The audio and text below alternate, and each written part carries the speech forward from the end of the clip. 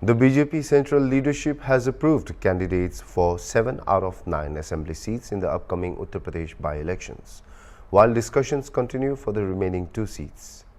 After the candidate list was confirmed, Minister of State Independent Charge Sonam Kinnar expressed gratitude to the leadership in an interview with Hornbill TV. She also advocated for increased political representation for third gender individuals, calling for equal opportunities in politics. Uttar Pradesh में होने वाले उपचुनाव को लेकर Bharatiya Janata party ने आज जो candidate की लिस्ट है वो जारी कर दी है। हालांकि जो लिस्ट जारी हुई अभी 7 कैंडिडेट हैं, अभी 2 पर अभी नामों का ऐलान नहीं हुआ। हमारे साथ उत्तर प्रदेश सरकार के राज्य मंत्री हैं सोनम जी, हम उससे बात करेंगे भारतीय जनता पार्टी ने जो सीटें जो लिस्ट जारी की है उस संबंध में। मैम, आज भारतीय जनता पार्टी की एक लिस्ट जारी हुई है केंद्रीय नेतृत्व के द्वारा, जिसमें 7 सीटों पर नामों का ऐलान किया गया। भारतीय जनता पार्टी यानी आपकी सरकार लगातार कह रही है कि हम 9 का 9 सीटें जीतेंगे। क्या लगता है और किस आधार पे ये बातें कही जा रही हैं आपके द्वारा? देखिए, सबसे पहले मैं अपने सभी प्रत्याशी को शुभकामना देती हूँ, परंतु ये संविधान बाबा भीमराव अंबेडकर जी की बनाई हुई संविधान में अधूरा माना गया है। अभी तक औरत को दे दिए हैं, मर्द को दे दिए हैं, किन्नर कहाँ गया? कम से कम एक किन्नर को भी प्रतिनिधि देना चाहिए था। मैं अपने पार्टी से और जो है वरिष्ठ नेतागण से मांग कर रही हूँ। और दूसरी बात है, जो हमारी उत्तर प्रदेश जो शासन है वह जनता विश्वास कर रही है और संगठन चुनाव लड़ेगी और संगठन लग गई है। और जितने भी है कटेरी में हो चाहे जहाँ पे भी हो, हाँ, तो जो भी है सब जो है, एक महिला को भी मिला है मौर्या जी को, तो उनको सबको शुभकामना दे रहे हैं। और जो है हमें पूर्ण विश्वास है जो कम से कम हमारी सीट अच्छी संख्या में आएगी और जनता के बीच में गए हैं और चुनाव बीजेपी जीतेगी। आपने बहुत अच्छी एक बात कही कि इस बार जो होने जा रहा बाई इलेक्शन होने जा रहा है उसमें संघ भी आ गई है, यानी संघ और सरकार इस बार है। क्योंकि पहले जो 2024 का चुनाव हुआ था तो कहा जा रहा था आपसी मतभेद या कहीं कुछ है जिसकी वजह से यहाँ पर ये दिक्कत हुई, लेकिन अब सब एक साथ हैं और यही वजह है कि भारतीय जनता पार्टी कह रही कि 9 के 9 सीटें जीतेंगे। आखिर कौन से ऐसे मुद्दे आपने कहा भारतीय जनता पार्टी ने किया है, ऐसे कौन से विकास से जुड़े मुद्दे हैं जिनके आधार पर जनता वोट देगी?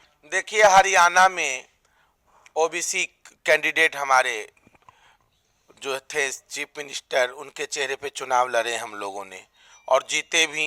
हरियाणा भी जीत गए, जम्मू भी जीत गए हम लोग अच्छी संख्या में। कश्मीर से हम लोग हार गए, उसका हम लोग को बहुत खेद है। परंतु इस बार उत्तर प्रदेश राज्य में जो उपचुनाव हो रही है 9 विधानसभाओं में, एक छोड़ के अपने जो है अयोध्या की मिल्कीपुर को, वो कोर्ट में पेंडिंग है, जब तक विचाराधीन है न्यायालय में, तो कोई इस पर हस्तक्षेप नहीं कर सकते निर्वाचन आयोग। परंतु यह चुनाव सभी बीजेपी जीतेगी क्योंकि संगठन और सरकार एक होकर चुनाव, सरकार की कार्य योजना होती है और संगठन नेतृत्व करती है।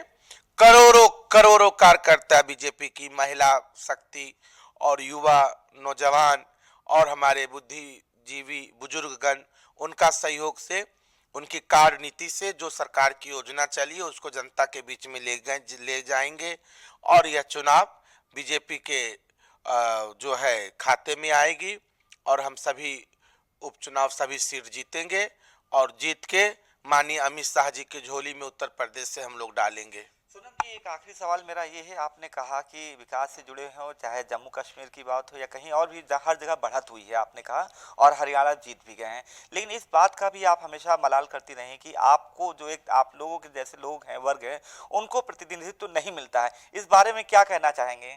ये कहना चाहेंगे, देखिए, और पार्टी और सरकारों में तो कहीं कुछ दिया नहीं है।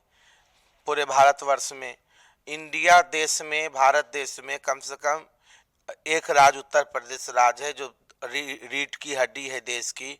उस राज्य में तो कम से कम एक पद दिया है हमारे माननीय संगठन मंत्री जी धर्मपाल। पद दिया है लेकिन प्रतिनिधित्व नहीं दिया है। राजनीतिक प्रतिनिधि देंगे और मुझे विश्वास है हमारे मोदी जी पे, मेरे अमित शाह जी पे और हमारे श्री सुनील बंसल जी के ऊपर, जो बीजेपी में भी चुनाव लड़ने का मौका हमारे किन्नर समाज को देंगे। हमें तो टिकट दे रहे थे पार्टी पर, दे रहे थे करहल से, तो मैं ही मना कर दी मैं कि मैं करहल से चुनाव लड़ूंगी नहीं, और करहल से मुझे दे रहे थे, तो करहल से मुझे प्रत्याशी बना रहे थे। अभी हम बीच में भी गए थे, अमित शाह जी से मिल के आई हैं, बुलाए थे, बोले आप करहल से चुनाव लड़िए, तो मैंने मना कर दी।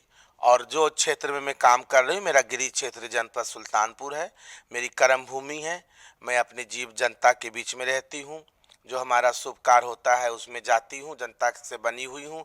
जो ये ट्रांसजेंडर बोर्ड का जो उपाध्यक्ष, उसको भी निर्वहन करती हूँ, अपनी किन्नर आश्रम की गद्दी का भी निर्वहन करती हूँ, और अपनी जीवन जो है जनता के लिए लगाई हूँ। और मुझे पूर्ण विश्वास है किन्नर समाज को भी यदि कोई प्रतिनिधि का मौका देगा तो वह भारतीय जनता पार्टी है। और यह पार्टी पंडित दीनदयाल उपाध्याय जी, श्यामा प्रसाद जी मुखर्जी के सिद्धांतों पर चलने वाली पार्टी है, और इस पार्टी में सभी जात, सभी धर्म, सभी वर्गों का सम्मान है।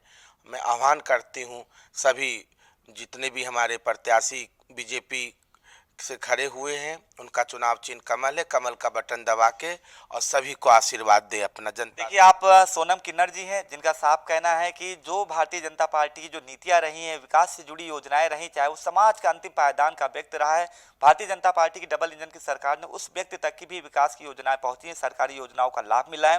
बस इन्हीं सारी बातों को, इन्हीं सारी आधार पर भारतीय जनता पार्टी की 9 का 9 विधानसभा सीटें जीतेंगी, जैसा इन्होंने कहा। लेकिन एक बात का मलाल भी है कि अगर उनको भी राजनीति में उचित प्रतिनिधित्व मिलना चाहिए, इस बात को लेकर उनको थोड़ा बहुत मलाल है। वीडियो जर्नलिस्ट विजय के साथ अनूप चौधरी, हॉर्नबिल टीवी, लखनऊ।